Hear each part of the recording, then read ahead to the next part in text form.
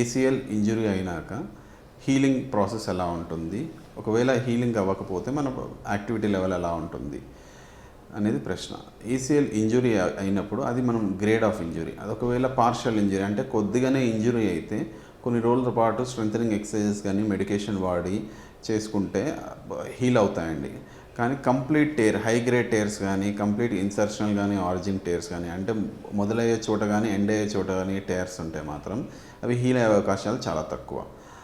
So దీనికి choice of treatment వచ్చేసి high grade ఇంజురీస్కి మాత్రం సర్జరీ అండి. ఈ సర్జరీ ఎలా చేస్తారంటే ఆర్థ్రోస్కోపిక్ ఏసీఎల్ రీకన్స్ట్రక్షన్ అంటారు.